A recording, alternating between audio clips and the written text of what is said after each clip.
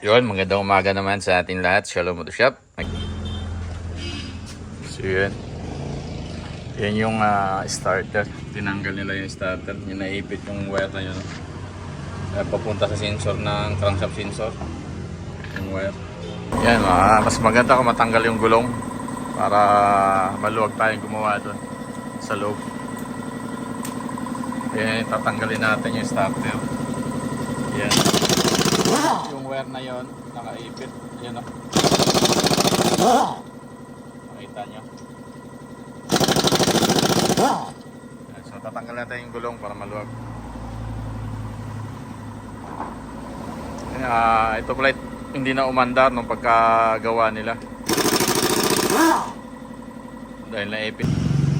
Yan. Ang issue nito, nagpalit ng hose. Kasi may leak dito yung hose.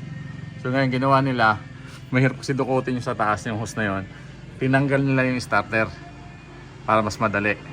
So pagbalik, ito nangyari. Yan. Hindi nila napansin na ipit. Perting ipitan dyan eh. Ayan, yung wire nakaipit sa starter. Ayan, tingnan nyo ha. Ayan o, mga loads. Yung wire. Yan. O. Ito nakaawang yung starter oh. Pasok yung ano oh. Pasok yung talim ng lagari. Ayun yung wire. Nakakalang. Ayan.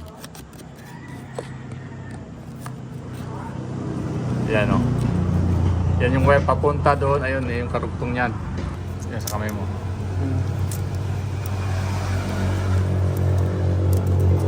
Marami po na. Diyan pa naputol. Sa taas. Yan. Ayan o. Sige, sige. Ang galang ang baterya na. Grabe cover eh.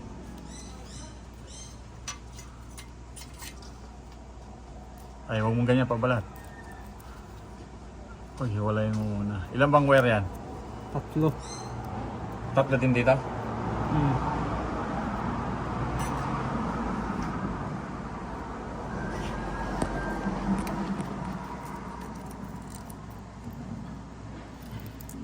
Balat? Saan? Nako, Patingin. ito ata. Ha? Ay balat.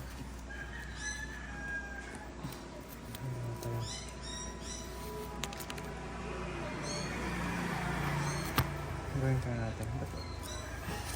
3? Tanggalin mo itong diretso. Hindi, tanggalin mo ito. Tanggalin mo itong diretso. Cover lang pala.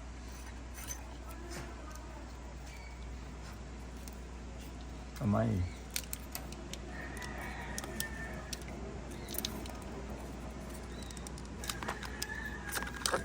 Yan. Pangatlo pa.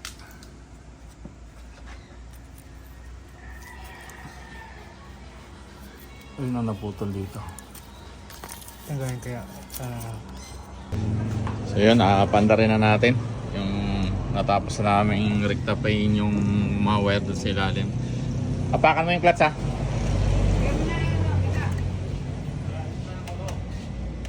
Susi mo muna matagal, tapos start.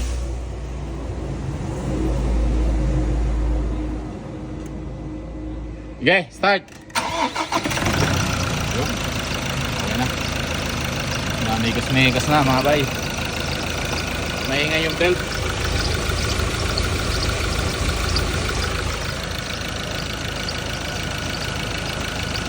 Yan, okay na.